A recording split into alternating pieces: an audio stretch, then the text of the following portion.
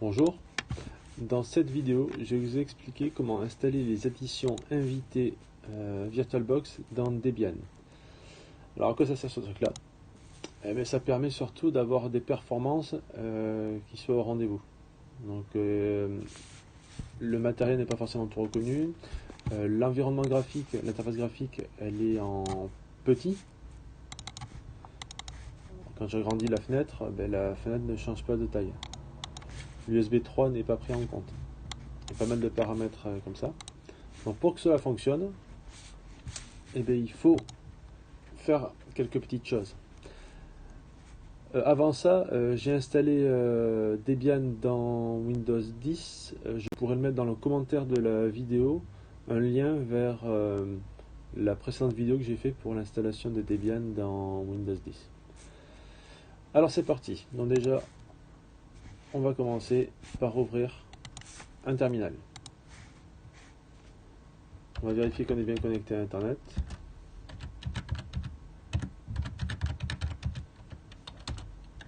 Ok, on est bien connecté à Internet.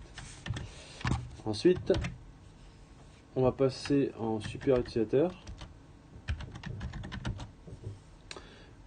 On va vérifier qu'on a la possibilité de mettre les paquets à jour. C'est pas là, c'est là. Et on va devoir installer quelques paquets. Donc il va falloir installer Make, parce qu'il est rarement installé. GCC, DKMS, Linux-source.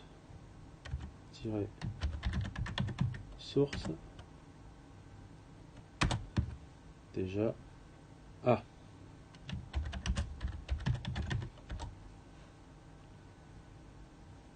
j'avais oublié de faire un apt update. Ok. Donc il va falloir aller voir dans etc apt source.list. Oui, effectivement, il n'y a pas grand chose. Ok.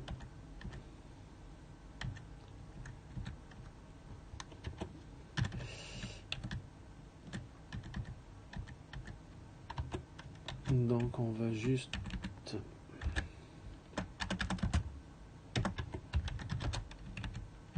apt update. Ça va peut-être être mieux avec la bonne source. Donc je vais le noter. Premièrement,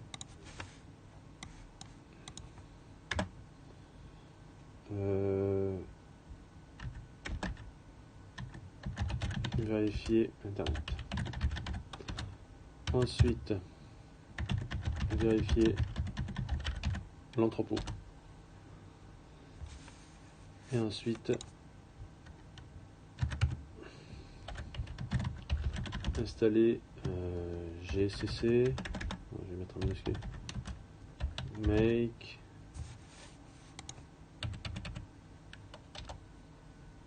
C'est mieux. On dit oui, on valide.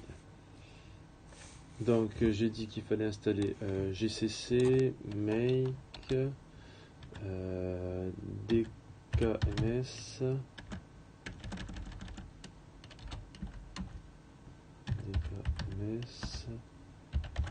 Linux-source. Ah ouais, ça va prendre un petit peu de temps. Et ensuite il faut installer le Linux header correspondant au noyau qui est installé sur la machine. Donc ça on va le faire ensemble. Je vais mettre Linux-headers tiré et là c'est la version. Donc,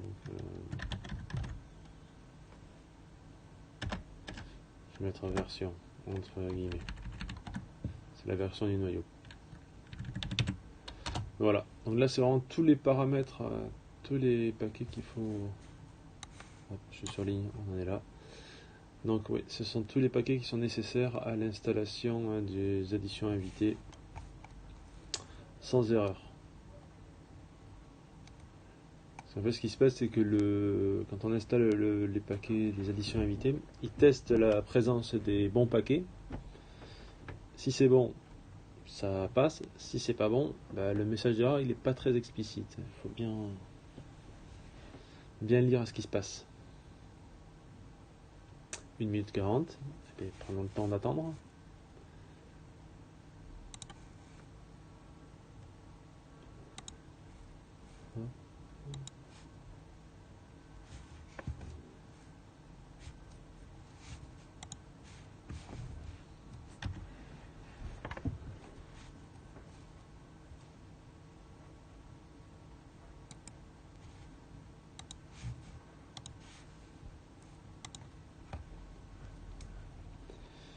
Une minute.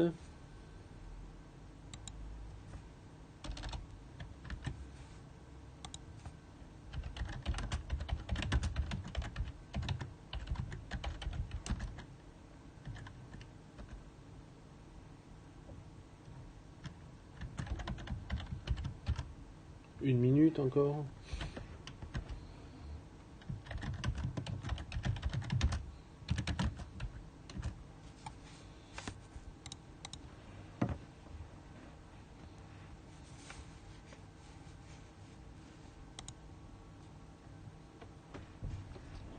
Ouais, comme je l'ai déjà dit dans la vidéo précédente, j'ai un internet qui est pas très véloce. Vivement que je puisse avoir la fibre. Mais c'est pas pour demain. Donc là, on télécharge bientôt les paquets.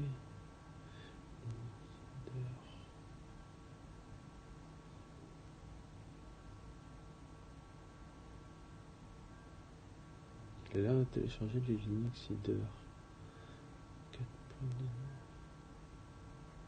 Peut-être qu'il a réussi à télécharger les paquets lui-même. On va voir. Si on a bien pris les sources.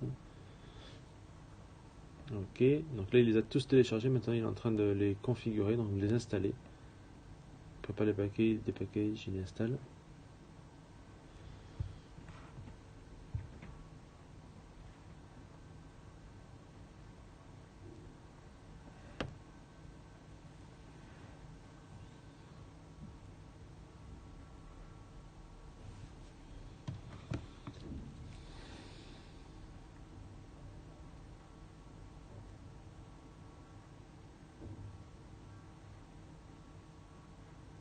Ah, paramétrage, ça va un peu plus vite. Ok.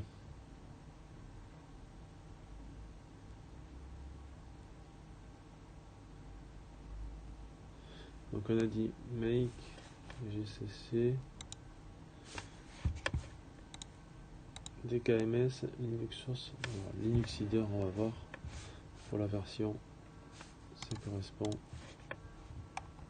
Ok, donc on a fini. Maintenant on va faire un petit Linux. Non, c'est uname -r. Donc ça me donne la version 4.19.0.14. Si je fais dpkg-l pipe grep linux -h, on voit rien. Est-ce qu'il a téléchargé le Linux Header 4.19.14.686? Bah apparemment oui, j'ai l'impression que oui.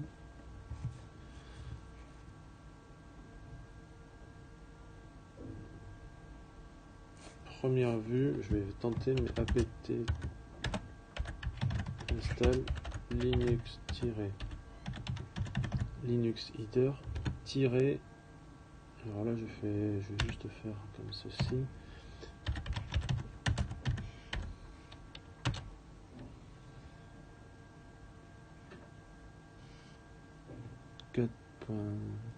Il trouve pas le 4. Bon, à première vue ça devrait passer. On va tester. Donc là il faut maintenant aller dans l'onglet n'importe quoi, Dans l'onglet périphérique, insérer le CD des additions invitées.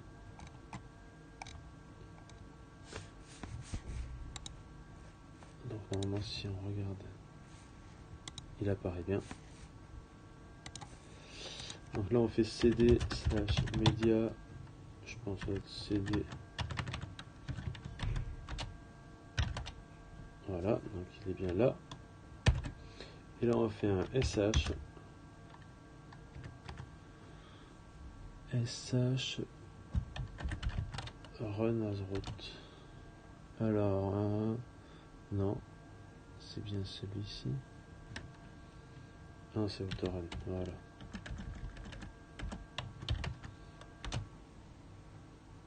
Autorun, donc là il vérifie l'archive, il décompresse le fichier, il installe, il copie les paquets, il installe les modules. Tac tac, je vérifie.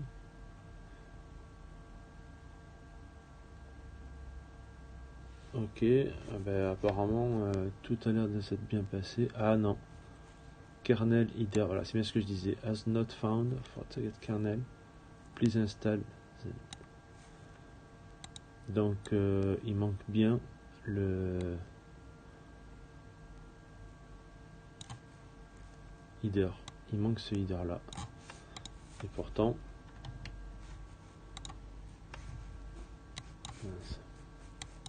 ça fait petit comme écran quand même. Donc apt install linux-IDER.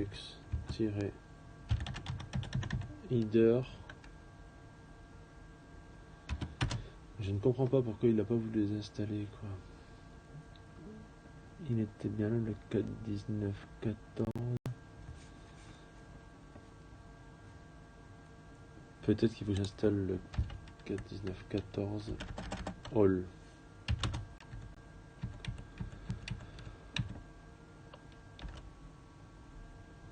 Celui-ci il ne le veut pas.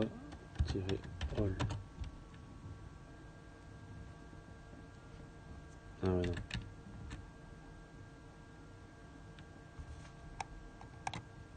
Lequel est-ce? C'est celui-ci.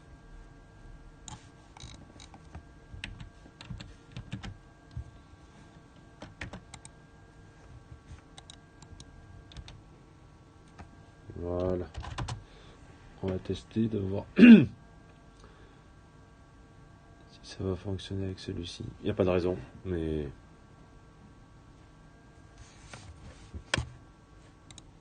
ça va pas se dérouler normalement. C'est trop simple ça. Dans l'install de GCC make DKMS, pas de problème. Petit 4.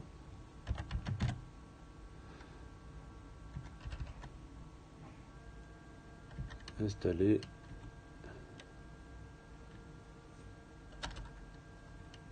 Linux IDER. Donc là, bah, du coup, on va retenter maintenant l'autorun. Maintenant que le Linux IDER apparemment devrait être bon.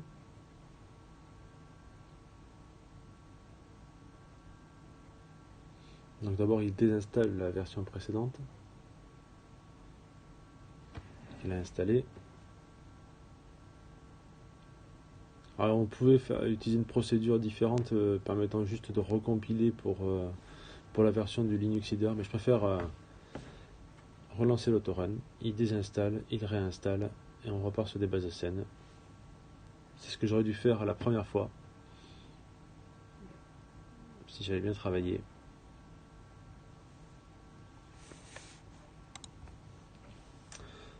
Donc il désinstalle. On en est là.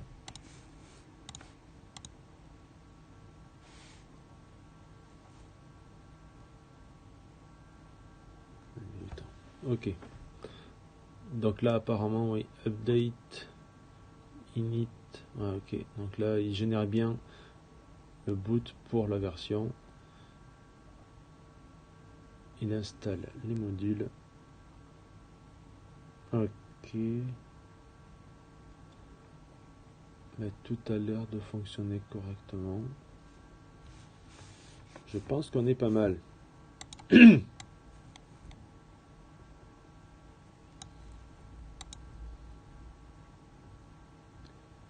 pense qu'on est pas mal.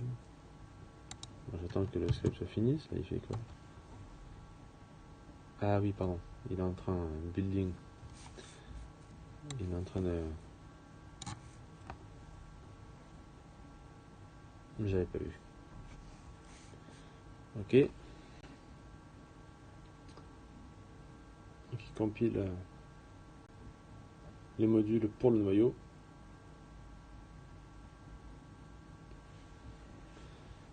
Ok.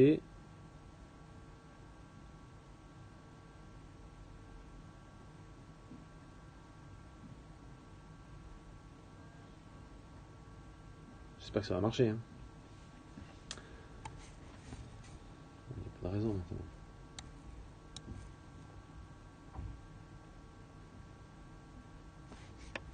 C'est un petit peu long et surtout on voit pas les accès disques. Normalement on voit il y a un petit voyant rouge qui apparaît sur le disque quand il est utilisé. Ok. Bon, à première vue il a dû finir. On va tenter de faire un redémarrage. Alors, si je tente ça, bien sûr ça n'a pas marché. Non. SD. Ok, donc je redémarre l'ordinateur. Le petit Debian 10. Et on va voir si maintenant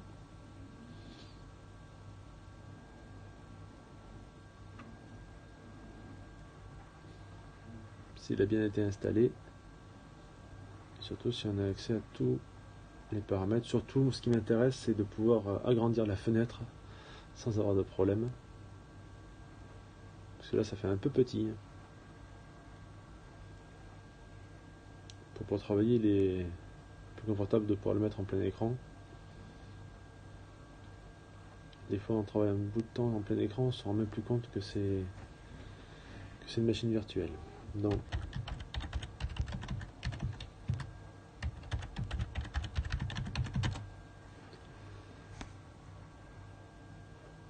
je me log. Ok. Ok, donc comme vous pouvez le voir, j'ai pas de souci maintenant pour agrandir ma fenêtre. Voilà, la redimension se fait automatiquement. Voilà, donc j'espère que ce tuto vous a plu. Si c'est le cas, n'hésitez pas à mettre un petit pouce. Non, je déconne, c'est pas la peine. Je vous remercie pour avoir écouté la vidéo et puis je vous dis à bientôt. Au revoir.